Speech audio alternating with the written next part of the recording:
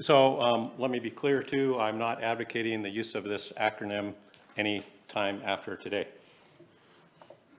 So the longer title for this presentation is that these deposits are, I think, unrecognized or at least underappreciated deposit type with implications for exploration in BC. And this is my my warning slide. Rather than giving you a bunch of verbiage, just remember I will probably flap a little bit here, but there are numerous and some significant silver, gold, lead, zinc deposits, generally classified as epithermal, related to felsic volcanism within the Pacific Rim of Fire, that have sufficient geological similarities to one another to be considered as a type and therefore modeled accordingly. Exploration for these deposits is not well served by the mere classification as of high or intermediate sulfidation, as you heard a little bit more this morning. And some of these deposits, I think we know now, occur in BC. So the key features of these things primarily is that they're polymetallic. Generally silver, lead, zinc, and then gold may or may not be present, and then another suite of elements, sometimes copper, antimony, arsenic, and tin, particularly for the Bolivian examples. They're hosted within and or genetically related to felsic volcanism. Predominantly, the ones that I'm looking at are young rhyolite flow domes. You might want to consider these as subaerial analogs of a VMS system. VMS is a model that we know really well, and because we're not pressure constrained by a couple of kilometers of ocean water, you get a lot more variation in the pressure temperature of these things, but I think it's really the same system. One's underwater, one isn't. So generally, they are epithermal, but you don't get your standard, Buchanan type epithermal textures. They are in the range of being higher sulfidation. They may be medium, some of them are high sulfidation, but really that doesn't give you the model. And then there's variable alteration patterns. Widespread argillic alteration with concentric metal dispersion is common, but not ubiquitous. And deposit sizes can range across the board, 20 million tons to excess of 1 billion tons. So just in terms of classification, really the point I wanted to make is that down at the bottom there, that when we classify ore deposits, we're trying to provide a framework for designing exploration strategies and evaluating prospects, estimating resources. So really this is where I think that the epithermal classification really falls down. It is classification that's really based on the alteration mineralogy and the sulfide and the state of sulfidation. And so it really doesn't tell you much about where you're going to find this stuff. And this is a slightly different way of looking at the same thing. And really they're looking at oxidation state here. So whether it's oxidized or reduced, ends up in the same form. And then Larry Buchanan's model here, at least now you're getting something that's got a kind of a cartoon that goes with it, so you can kind of picture stuff, and you know that you have things that occur on top of other things and things that occur beside other things. And so now you've got a little bit of a model. However, this is a low sulfidation, and it doesn't really apply to what we're looking at here, but at least this is a good step in the right direction. And of course, this whole model hinges on where your hydrothermal fluids boil, which is a fairly important feature in this model. So I was going through papers, and granted a lot of the summary papers of epithermal deposits globally are a little bit, I'm going to say pre-Blackwater, and you can see that they cluster around the Pacific Rim, and there's also a notable absence of these deposits that make it into the global literature in the Northern Cordillera. Hopefully that will be improved in the near future. So if we just go down to South America, there's actually dozens of these things, but I just picked out 4 of them here. They occur in a belt. So you're from Peru down through Bolivia and into Argentina. And there's 4 of them that are fairly significant deposits, some more so than others, but all of those are, soon to be in production, I guess, if for the ones that aren't there already. And of course, Cerro Rico de Potosí, it's important enough to be on the Bolivian flag, total silver endowment there is somewhere between 4 and 8 billion ounces, so a fairly significant deposit. In North America, there's, again, I'm going to just pick out a few of them in Mexico, but really that's probably where they are mostly abundant, and that makes sense because Mexico has the largest volume of young volcanic rocks on the planet, so that it's logical, it makes sense.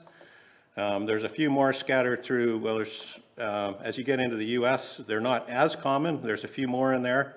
I had hardshell on here. I might have to remove that now. Of course, that's what it looked like at top, and what it is underneath, which is now the Arizona mining deposit, is a little bit different. But anyway, we'll stick with the northern ones there. And then finally, up in BC, I've got 3 of them here, and there'll be one I'll be talking about that's not on there because it's not really a deposit yet, it's just still a prospect. And I put question marks on there, but I would generally tend to include them in here. And I wanted a shorter acronym, so I was, polymetallic sulfide deposit, that's pretty good. It's kind of like VMS, it's kind of short, sweet, everybody remembers it. My wife says, nope, can't use it, it's already taken. So then I had to go with, well, how about volcanogenic epithermal polymetallic sulfide deposit, so EVEPS. So you'll see both of those terms scattered through here, depending on what mood I was in when I put some of these slides together. So, felsic domes, why are they important?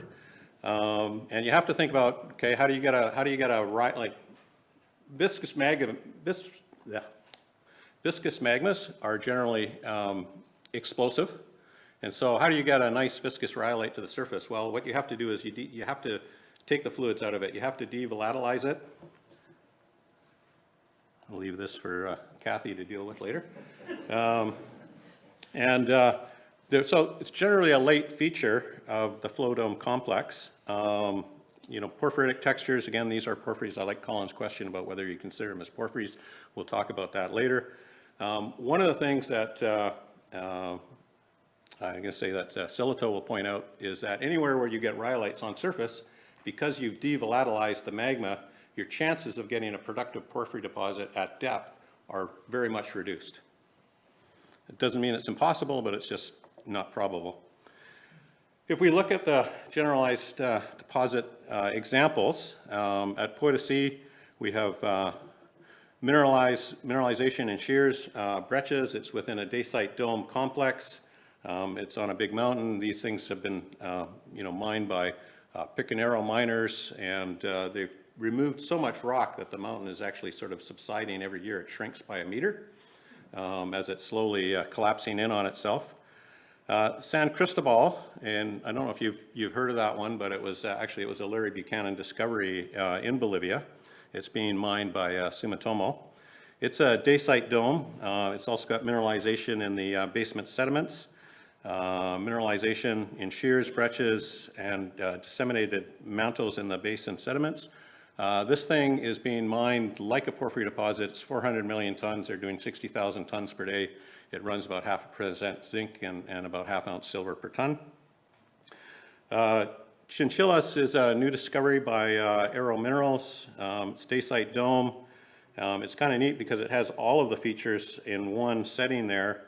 You've got disseminated mineralization both in porous tufaceous rocks and adjacent sediments. You've also got shear zones and breccias in the basement rocks and in the tufaceous rocks, and so it kind of covers the gamut.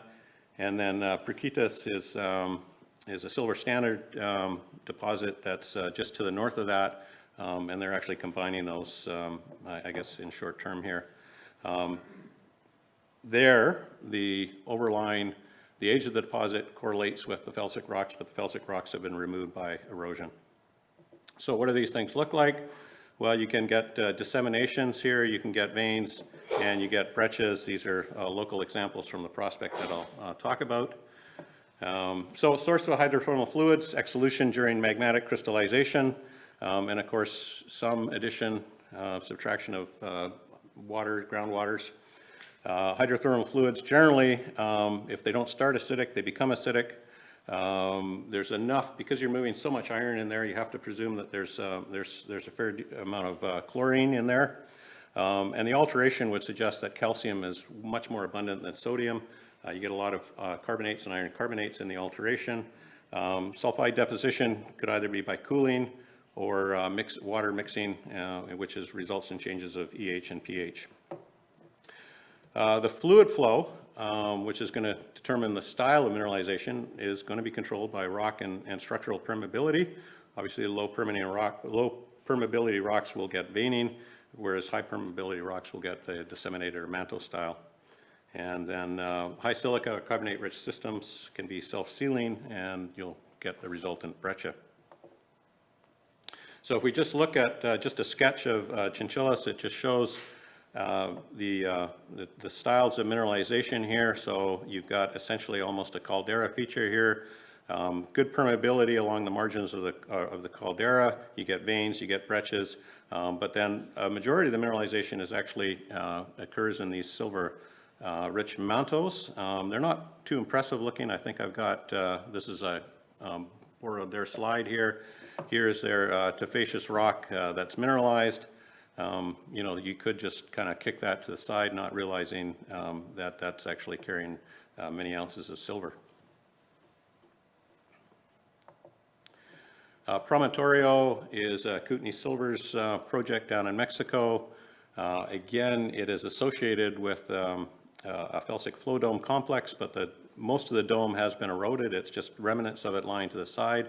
And this is almost exclusively a breccia, but it has that typical signature of high silver, a little bit of gold, and running 0.5% zinc, 0.5% lead, which seems to be typical of these things in a bulk form.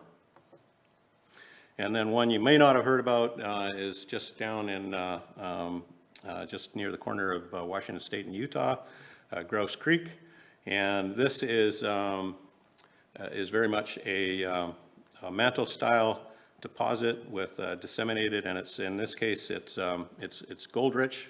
Well, actually, gold is the economic metal, but it still has a fair degree of fair amount of silver in there. Smallish deposit, 25 million tons, containing 1 million ounces of gold and about 23 million ounces of silver. And there is suspicion that there are high-grade feeder structures to this, but they were never explored for. So if you put that all together, which is what Sillitoe and Bonham did, this is in 1984 in economic geology. They came up with this cartoon, which I think captures everything quite well, with all the different styles of mineralization in here. And again, you've got this intrusive to flow dome complex relationship. And depending on where you are in the system, things are going to look a little different, as I'm going to show you. Almost all deposits have some form of veining, disseminated sulfides, and alteration that extends significantly beyond the economic mineralization. Most of the deposits are young since they're subject to erosion, but you can have them protected by later volcanism, such as the Chilcotin basalts. There may be mineralogical and lithochemical signatures of productive magmas, and I think we got a little bit of that from Joel this morning. And what I've found when I've been looking at them is that the gold to silver ratio increases with the amount of free silica content, and possibly with the elevation of deposition, but I just don't know enough to be sure on that. And we do see that copper content does increase with the ones that are deeper in the system, generally have higher copper. Basement architecture is pretty important, so maybe the stuff that you were working on earlier will become important. So I'd like to take you to a prospect now, which is what got this started, which is the Fenton Project. The reason I'm actually here is because I gave Geoscience BC a hard time because they didn't extend the Trek project far enough northwest to cover this, and so my punishment is to come here and talk to you today. Anyway, this is what it looks like everything else in this area, extensive till cover and forest and bogs, so not a lot of outcrop to work with. But if you look at the Google Earth image, there's some really interesting features that jump out at you, and I'll just highlight them here. I'm not sure. Yeah, the image is much better on the computer, so you're just going to have to believe me on this. It's a little difficult to see But in this area, so back in the late 50s, early 60s, I think it was actually Kennecott collected a couple of stream sediment samples. They were anomalous for lead, zinc, and silver. And they did a little bit of follow-up and eventually did some soil sampling. And in that area in the red there, they got a number of high soil samples. And I'm going to call them soil samples, but in actual fact, they were probably till samples. And I'm guessing they were ablation till, but I can't really be sure. Anyway, they poked around here for a while. But if we look at the other features, here is you've got a little cone here with a collapsed little crater lake in there. Over here we have a granodiorite intrusive, and that is a basaltic field, and it's a beautifully collapsed caldera situation. And then right around here, a series of rhyolite flow dome complexes. So given the history and the geology there, this area looked pretty interesting. And I'll just get into the, what is a flow dome complex in case you don't know. They can be quite complicated. Stratigraphy can be a bit of a mess, but essentially, generally what happens is before the rhyolite gets to surface, there is an explosion, and so you get pyroclastic material, usually tuffs, a little coarser on the edges, and they fine out away, and then finally you'll get some rhyolite extruding to the surface. That may seal up, and the whole process will repeat over and over again. And in the final analysis, they might look a little bit like this, and of course this is before any faulting or alteration has taken place. All right, so just what do those rocks look like? So this is a tufaceous material, and you can see that actually it's got these little obsidian chips in it, and we actually initially logged them as mud chips, and in some places they get replaced by sulfide, so it's very clearly a bit of a lamination in the pyroclastic material. Flow top breccias, this is a good example. You get these flow features, but they're in fragments and they're broken up. And you can see the nice little pyrite vein going through that material there. And then finally, what are probably vent breccias. And this one is nicely silicified. And the fragments generally tend to be more receptive to mineralization than the matrix. So looking a little bit at the exploration of this area, I'm going to use the mineral hill as kind of the central part. It's part of one of the flow dome complexes. You can see a little bit of banding there, which is actually flow features. And this is the area with anomalous soil geochemistry. And that area there had some very high samples. And so when Anaconda picked this property up, they concentrated their drilling right on top of the geochemistry.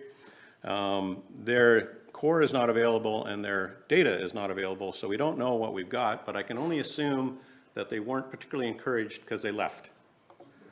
Then Noranda came in, and Noranda's logs are kind of interesting because they actually it's porphyritic rock. It's a quartz, mostly quartz porphyry, quartz feldspar porphyry. They logged this as intrusive. They thought they were looking at a porphyry deposit. They were a little disappointed that they weren't getting any copper, but they were getting, in most of their holes, significant silver and zinc, but not enough to kind of keep them there. And then Cominco said, well, we know which way the glacier went, so we're gonna go up ice and drill a bunch of holes. And they got squat. I think the reason for that is that they went actually in the wrong direction. We came back in, we put this soil survey. This is just a field map, which is done on 500 and 1,000 ppm zinc, and it's just draped on the topography. Mineral Hill is just below the arrow there, and just off on the far side there. Highest values, there's that area there, often in the minus 80 mess fraction, plus 1% zinc and lead combined, and 1 to 10 grams silver. So it gets your attention, but unfortunately that's not where the mineralization is. And just to show, same thing, this is zinc, and I don't know if I can just compare it. Lead shows a little offset of those anomalies, but generally the same area is anomalous. But if you look at a LiDAR image, you can actually see very strong east-west glacial features there, and in fact the glacial direction was from east towards west. That material where you get the really high anomalies is kind of sitting right in here behind this hill here, and it is just a big till deposit. And so there's no underlying mineralization to that. We moved the IP grid over to the east, and we got quite a nice anomaly there. It's about 1.5 by 1.2 kilometers, and if you believe the inversion, then it goes to a kilometer depth, and you can see that mineral hill is over here, but maybe this is the area that should be working. So we drilled holes in there. We got a lot of material that looked like this with the disseminated black sulfides and rhyolite. Those sulfides are pyrites, valerite, galena, and sometimes a lot of manganese. We also get some interesting things like hydrocarbons in there. You get some nice sulfide veins, and where you get this valerite, you get very good grades in silver and gold, and some really nice silicification. What that all works out to, well, this just shows again you can, on this image, you can kind of see that glacial smearing of, so I think this is where the source area is here, and you can see that the highest anomalies are over in this distance. In terms of basal tills, some of the tills here are in excess, from the drilling we know they're in excess of 50 meters deep, so I wouldn't want to be digging those holes.